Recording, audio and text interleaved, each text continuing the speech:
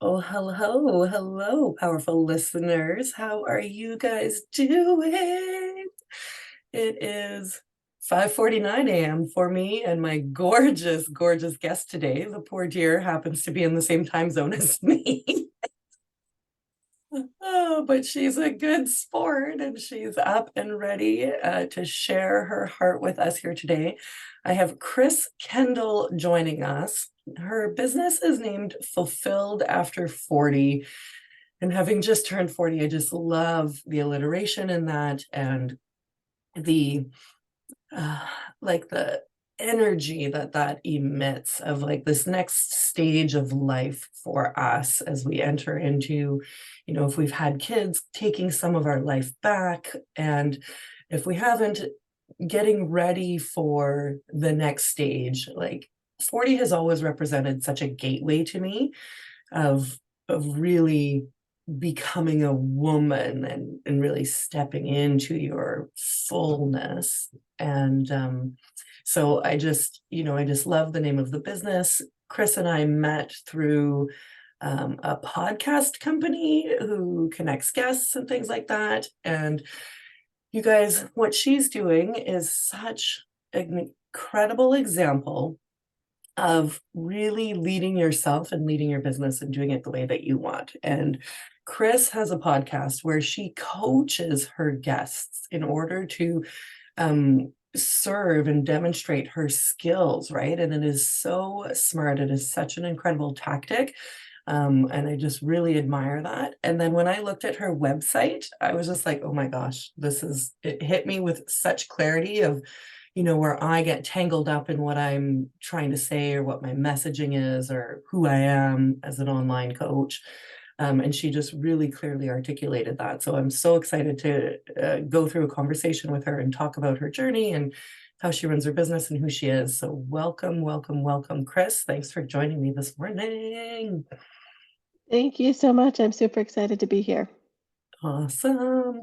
So I'll just play out a little bit further that on your website, what really hit me was you have this life coaching component, you have business coaching, and then this best friend experience. And when I saw that, I was just like, it kind of really neatly defined the things that I felt like were swimming around inside of me. So why don't you start by telling us like where this business came from inside of you?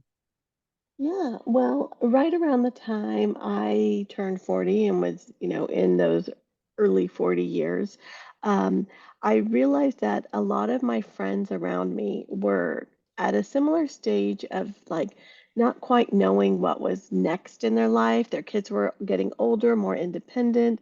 They were changing jobs, maybe they'd been laid off, or some were maybe even retiring, and they just sort of had this like I don't know, like ungroundedness to them that they just weren't really sure what was coming next. And so as I just kind of like naturally went into my coaching mode with them and just try to figure out what they love doing, what they want to be doing, how they can kind of create the next chapter of their life in the way that they want it. I just kind of several people said to me, you're like a life coach, you're like a business coach, you've got this thing going, and so I embraced it and I, pursued the certifications, and I've just been kind of going with it. That is so interesting. So you guys really listen here. So important. You were just being you in life and people were reflecting it back to you and you were like, oh, here could be like an entrepreneurial spin to it. So have you ever, well, you had, business ventures like as a romance novelist, which is like Yeah. that's a whole conversation worthy topic there. So did it feel familiar? Did you feel like a whisper inside that was calling, or were you just sort of playing with who you are and expressing yourself in these ways? Like how did Yeah, I would say it took a little bit of time for me to really like embrace it as Okay. a business. Okay. And I think during COVID, when everyone was sort of locked up and at home, and their social life changed, their identity changed, the things that they were doing with their kids and their kids' parents, by extension, all of that went away, and I started to really see more and more of a need for like one-on-one connections, that Mhm. outreach, a person to talk to, a kind of squad of support. And so that's really when I went sort of full in on the Okay. coaching side. Okay. And were you in a job before? Or were you kind of self-employed already, or what was that transition like? Yeah, I've always had a job. Mhm. Still, I'm Okay. still, Yeah. an employee, but I love it. Yeah. And I've always had lots of streams of income. I'm a Okay. multi-stream of income kind of Oh, girl. So I've got yes. lots of things going on, Ah. and I just like to stay super busy. So this is how I function. Okay, so that makes a lot of sense then. Like there's a lot of existing affinity towards this.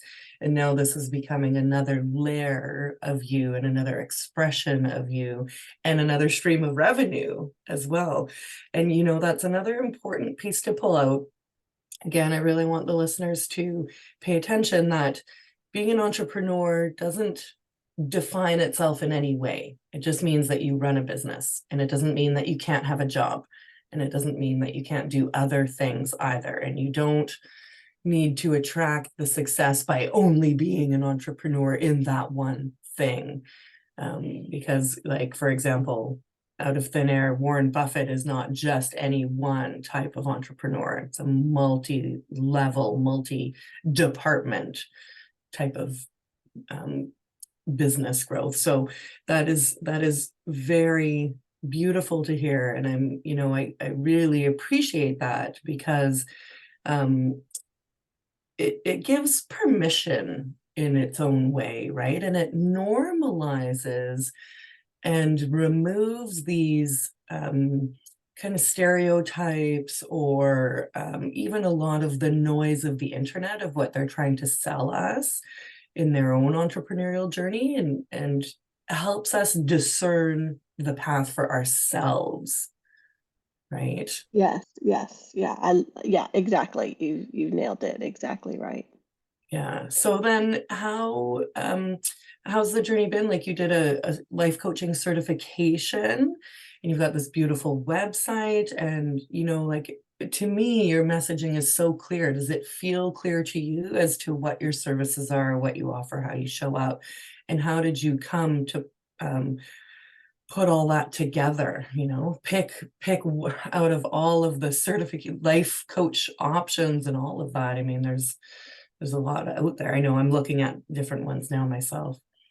Yeah, it's I did a couple different certifications, and I went through Mm, the evolution of like, do I want to be a gratitude coach? Do I want to be a happiness coach? Do I want to be, like all the different variations of that? And when it kind of came down to it, what I really love is working with entrepreneurs, helping mhm, people with their business and sort of going through that process with them. And I also wanted to be available for people who were at that empty nest stage, who were going mhm, through divorce or layoffs or just other life transitions. And mhm. then you mentioned the best friend project.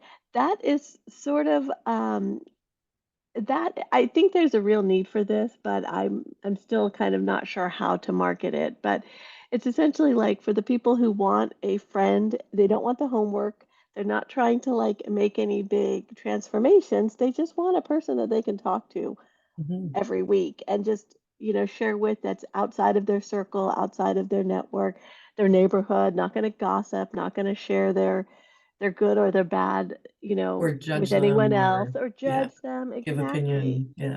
Yeah, yeah. So I'm very, very happy with this where I've landed. Mhm. And I think that my clients are also like, kind of finding their spot pretty easily. So it's been In good. those kind of offer categories. Yeah. Yeah, like Yeah. buckets. Yep. Yeah.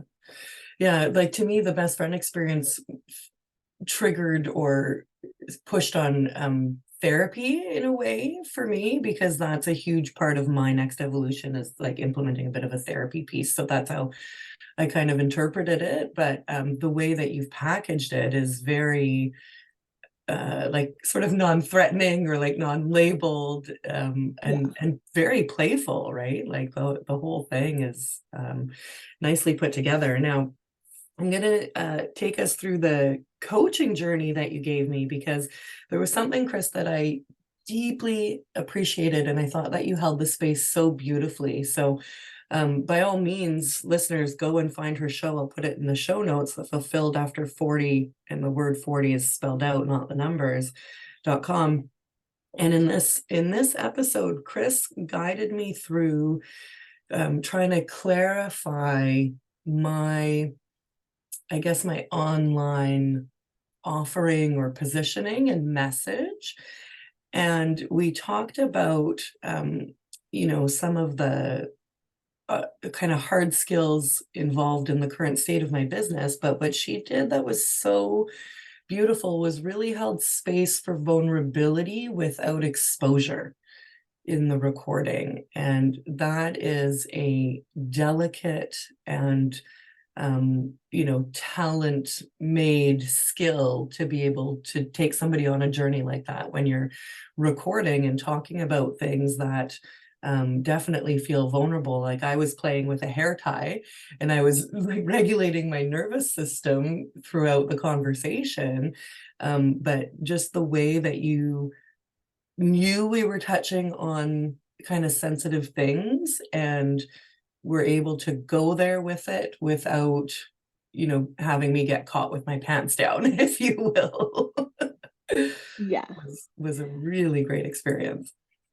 I appreciate hearing that because I did feel like when I listened to it back, like I hope I didn't come across come across as too harsh because I listening to myself, I felt like I was being a little bit harsh, and so I didn't mean to do that at all. And it is there's that like push and pull and that tough love versus sensitivity, and so I appreciate hearing that it wasn't too painful. No, it wasn't. It was good. And then it's been percolating through for the rest of the week. And I've been going back to like even 5-year-old self, and realigning, my relationship with money and with myself and these different things. So what's interesting about your feedback there is that reflection of yourself, and how did you do, and then sort of like, oh, what was that? And that's what's really brilliant about what you're doing with your podcast, is giving yourself an arena to get exposure and to practice and to um, show up for different people, because we can build that familiarity when we're working with one, and then we just end up in another comfort zone, right?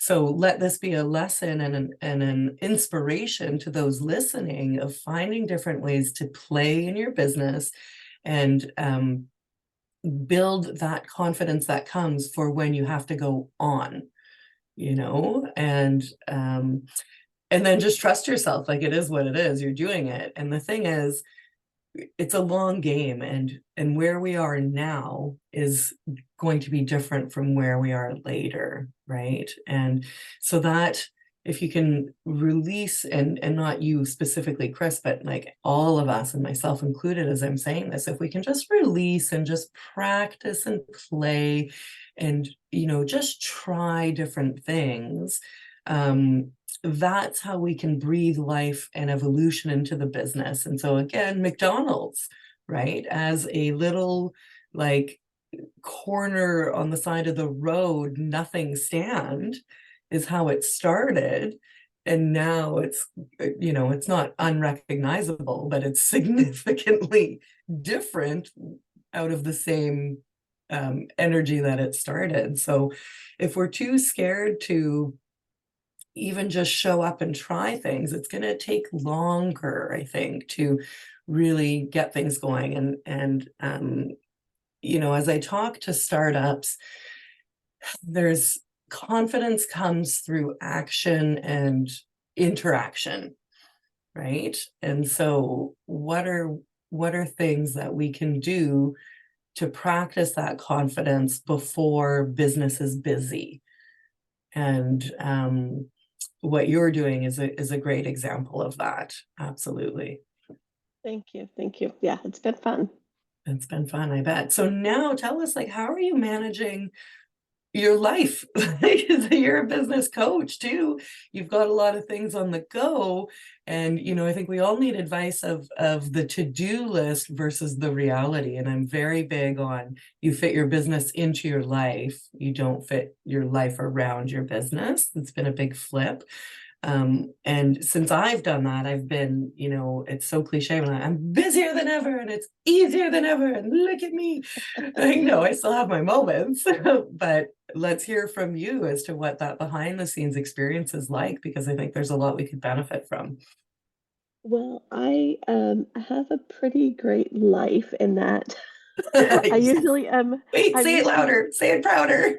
yeah, I'm not usually awake this early. I am Yeah. a night person, so I stay up late.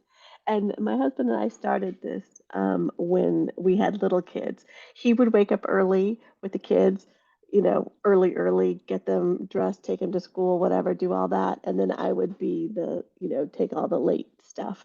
And so Mhm. I still, you know, I sleep in every day. I try not to Mhm. have any early meetings. Mhm. I'm balancing the clients and then the book stuff and then the job stuff um, but I block big chunks of my time. So I think that this is really important for people that are find themselves constantly busy. Everything, like if you look at my calendar until 11 a.m. most days, it's booked, it's blocked. So there's nothing that gets scheduled there unless I put it there. Mhm. Um, from 12 to 1 or 1 to 2, I block almost every day to work out. A couple evenings a week, I block to make sure nothing gets plugged in there. And that's something that I think a lot of people don't do. And then they realize, like, my entire day is full every single day because they leave it. So um, that's one trick that I encourage everybody to just pick times in your calendar and To not do secure things. them. Yeah, Right, yes, to not do exactly. things. So what I really like about that, because as soon as you started, I was like, oh, time blocking, and it's a whole thing out there. If you guys Google it, it's a calendar and color. But what I really like about this is you're talking about pacing yourself and maintaining sustainable and putting your life in to hold back against all the other things that could fill that space and making it non-negotiable. And this is a practice and it will take time to, craft into something that's going to feel natural and feel good. But there is definitely value to having a guideline or a framework that manages your time for you, right? So even if it's just a reference, and I do here pitch have the powerful calendar in one of my programs where we set up what the week would look like. And you can play in that. Like, part of the fun in this is we do where life is at now and where we want it to be. And you could even do a transitionary one where as you're starting to change things, you're playing with that. So you can um, tangibly see what your life is going to be and where things are going to be. And you know um making sure that you have set time aside for yourself, for your family, for leisure Mhm. is so important, because, like, what are we doing it for otherwise, right? Yeah, What are we doing yeah, it for exactly. otherwise? Yeah. You have to remember what that freedom actually means.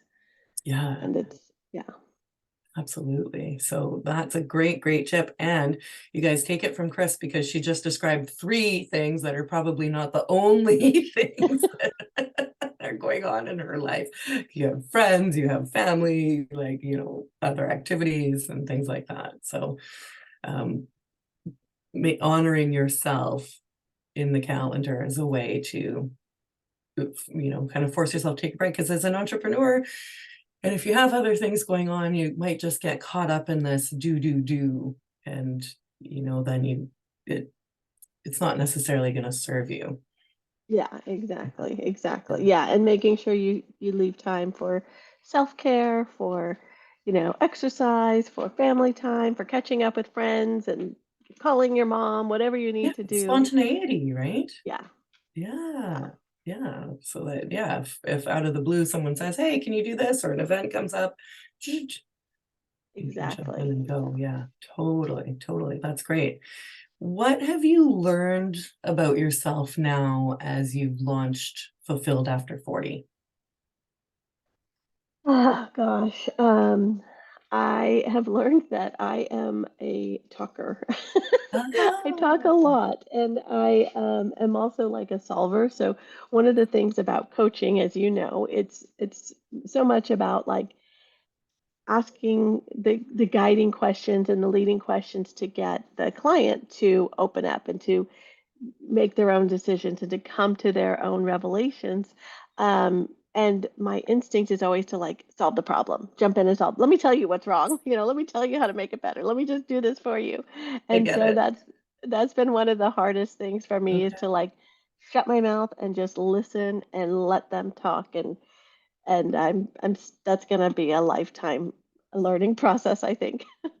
But how great to have that awareness now and, be able to do that. Yeah, same here, like strong Capricorn solutions. Let's just jump to it. Let's just put the band-aid on, fix it, move on. Yeah, Yeah. So I guess that to me sounds like there's a softening, right? Like a need to pull on a different energy frequency inside and soften, which will then show you more parts of yourself for sure, right? As you um uh, hold space for others in true witness of where they're at, and then reflect back the things that you're hearing them say that they don't hear themselves say. definitely. And I learn stuff about myself every time I talk to somebody new. Like Mhm. everything that they're saying, there's always some kernel of like, yeah, me too. Yeah, I know, I get that. I'm the same way. So it's a constant evolution and learning process. That's so great. And was the coaching program, did it change or um, empower like what you were doing previously? Did it feel in alignment and um, like to match what was happening before, or how did that integrate into you? Yeah, so my day job, my career has been in corporate marketing and Mm. you know, yeah, marketing and various types of marketing events and websites and advertising, messaging, all that stuff. And so the business coaching is really um, just a way of it's all the stuff that I know how to do and that I've done for other companies, but now sort of figuring out how to present it to people in a way that is broken up into like you know, individual actions, tasks that get them from one stage to the next, and sort of like, laying out at this stage of your business, these are the things that are most important. You don't need to be doing what $1 million company's doing when you made $10,000. Like Mhm. there's certain Mhm. things and there's a certain progression that happens as your company grows.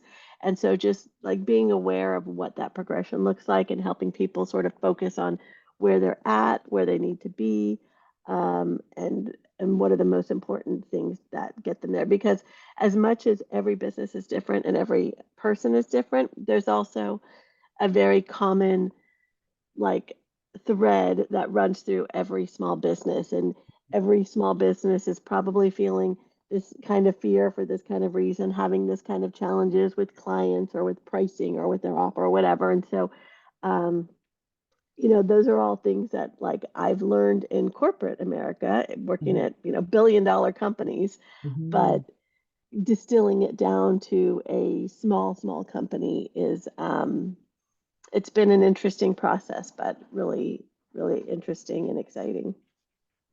Yeah, I guess that gives your brain a lot to chew on when you have to extrapolate the bigger concepts and make them pardon me, doable for like a startup solopreneur who maybe has, I don't know, even 25 hours a week, which is in my mind generous to work Yeah. on something as well as having all the other pieces of life going on, right?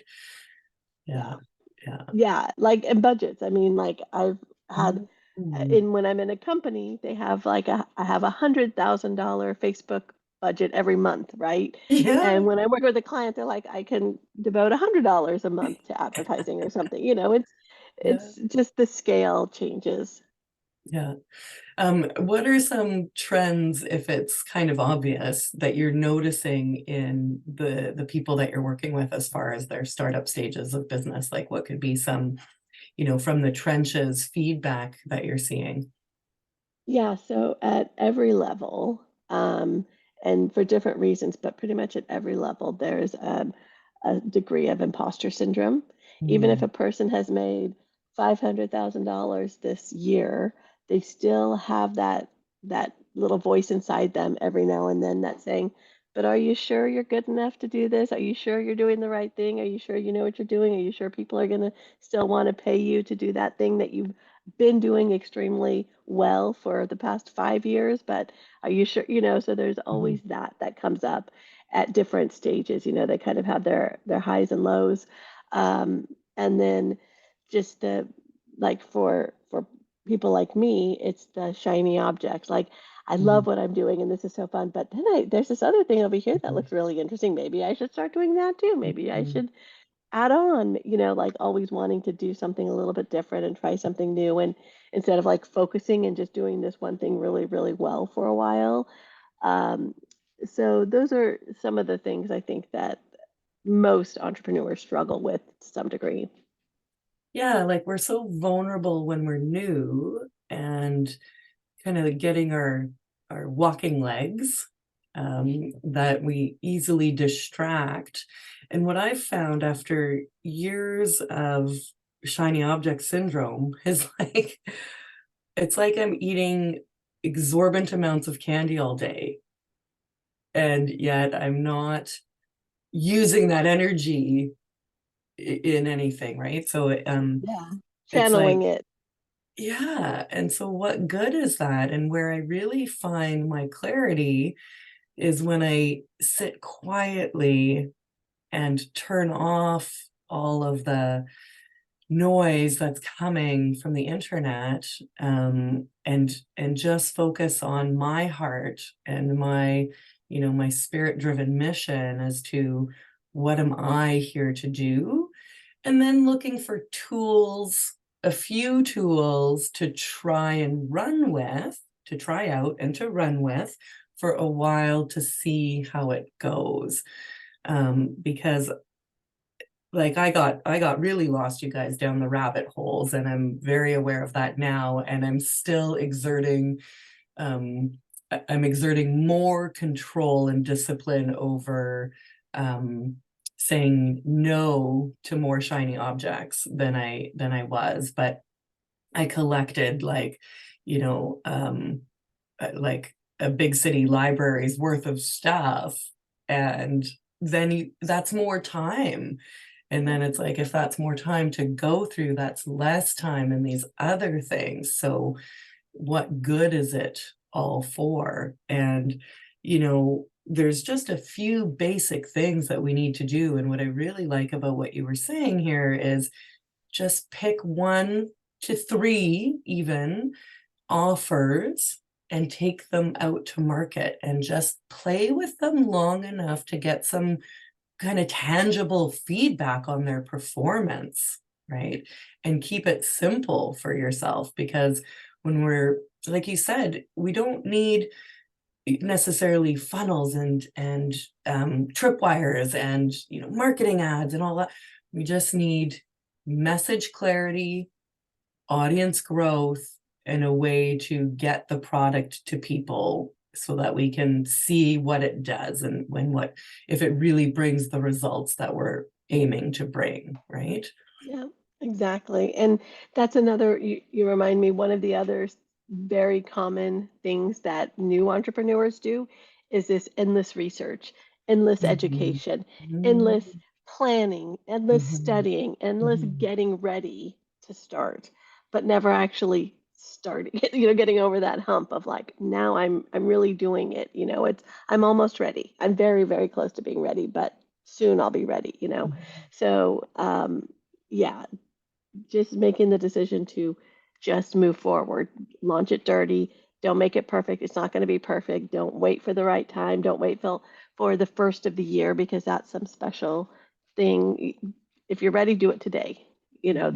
There's nothing stopping you from just going for it and iterating and evolving. It's always going to evolve and change. And like you said, McDonald's didn't start out the way it is, and it's evolved 100 times over the past 50 years. But that's okay. You learn, you grow, you change, and you expand, and it's all part of the process. It's all part of the process. So you guys, did you hear what she said? Launch it dirty. Like that sounds like an offer, a marketing offer right there. Like a crash course, a 5 week or 5 day, like launch it dirty. Let's go. What are you selling? Where are you going to market it? What's the messaging? Put it out there, keep it up, sort of thing. Um, and it's so true because all these other things keep us in the comfort zone. And the analogy that comes to mind as I was listening to you is, are you a dip a toe in the water? It's like you go to the beach and you're gonna go swimming. You're like, I'm going swimming. It's hot summer day. I'm going swimming today. So you're wearing your bathing suit, you're ready, you're at the water's edge. And are you toe dipping? Toe dipping? Like you're going to be in the water eventually. What is all of this trepidation over going in or not? Or are you going to be like a child and run Yeah. and, jump in? Like the outcome here, you guys, right? You're going swimming. So go swimming. Just get to it. And I know it's scary, but it that is that is all this mindset and this trying to find worthiness of yourself in how your product performs. And until you spend some time just filling up your worthiness in of itself for the fact that you are a gorgeous, loving, heart-beating being, it will kind of sabotage anything that you try to do because now you're defining yourself by the success of it. Yeah, totally. I mean, I think that that's one of the things that um, for so many people that are kind of like trained and ingrained to be perfect and to be Mhm. exactly what's expected and to always do the right thing and to always, impress and never disappoint and never say the wrong thing or look out of place or, be a mess in any kind of way. Um, it creates this like fear of ever doing anything that isn't perfect. And so one of the great things about working with women over 40 is you start as you get older, you start to worry less about things like that. You know that like somebody seeing you with, messy hair or mismatched shoes, whatever it is, it Mhm. doesn't matter. You kind of Mhm. get over Mhm. some of the stuff that like really drives you when you're younger and you fear and you worry. You're sort of like, I'll just try it, I'll do it and whatever. Yeah. Yeah, so allowing that playful space, that detachment from it, and, if you whatever you're hung up on right now, beautiful listeners, think about it in 5 years from now. And what I'm noticing is we get so people that I don't know, like at work, events, in the online space, we're so even though we're working on ourselves and we're like, oh, mindset and this evolution, there's still that human condition that is like, this is what's happening right now, and this is all I can see. And I went through multiple events, significant events this year already, as we're ending out October. Um, and when I was in them, they were so big and so meaningful. But now that they're over, it's like they've drifted away down the river, right? And that is a good reminder of like how things are always changing And we can't block the water, I guess, in this case, right? We can't block the water back, so we gotta let it flow. And that gives us a lot of freedom to relax into where we're at. And it's true, like as we age, we just get more of that life experience and more of those kinds of things happening that maybe we can ground in. So this is an opportunity to really channel that future self and pull on that wisdom that's coming. And now, because we know about it, we're responsible to start embodying and implementing it now. It's not some big secret that, God willing, we're going to get to age out. And as we age out, as you beautifully articulated, things matter less and less. So let's use that to empower ourselves. Yeah, exactly. If there's something you want to do it. Now is the time to do it. We aren't getting younger. We aren't, time isn't on our side, and it's not going to get easier or better or, the perfect time soon. It's, now is the time to be doing the things that we want to do and try and just go for it. And if there's that continued hesitation, that stage fright, um, what would be some things that you would recommend or coach through for someone to help them reduce that stage fright? Well, I think that, some of that will just come with practice, right? The more you get in front of people, the more you open yourself, you expose, that sensitivity we have to being in front of people, messing up, having everyone looking at us and maybe, judging us from afar or whatever. Eventually, you do, after some practice, you do start to feel more confident in your ability to survive those kind of moments, right? They Mhm. might feel like, I don't know, I'm going to throw up in the middle of this talk in Mhm. front of people, but you do it a few times and you realize I can handle this. I can do this. I'm going to be okay. In the end, I'm going to feel great that I did it. I'm going to be so proud of myself. Other people are going to tell me what a great job I did. Even if I mess up and say something funny, then that'll be a funny moment to talk about later. Like I will get past this in a positive way. And so again, it's just a matter of putting the time into it and putting yourself out there, and it does get easier. It does get easier. Yeah, it does. And the only way for it to get easier is to do it. I know it's so Exactly. obvious, right? But that is the thing. And so there's lots of ways that you can do that even behind the scenes to acclimatize and build the new pathways to build that familiarity if you don't want to do it live. And then, but part of it too is just ripping that band-aid off, because if you're gonna record something 100 times and fine tooth comb it and everything like that, like you're just procrastinating in a new way after all. And the other thing is, like, what's the worst that could happen? What's the Exactly. worst that could happen? I Yeah. mean, we're not going into dangerous situations here. We're not Ethan Hawke in Mission Impossible. you know, Yeah. trying to jump from a plane into, I don't know, a building or whatever super cool things that happen. So if you need to, it might be another exercise, journaling or verbalizing, and just going there so that you can expunge that from you, release it from you. Because what I find is, if I get caught up in that, it's swirling and swirling and swirling around inside. And then I'm holding it in, like I'm holding on to it, right? And then it's not serving me. So when you can bring some awareness to that and finding a way to release it, name it, um, just give it space to exist and disappear.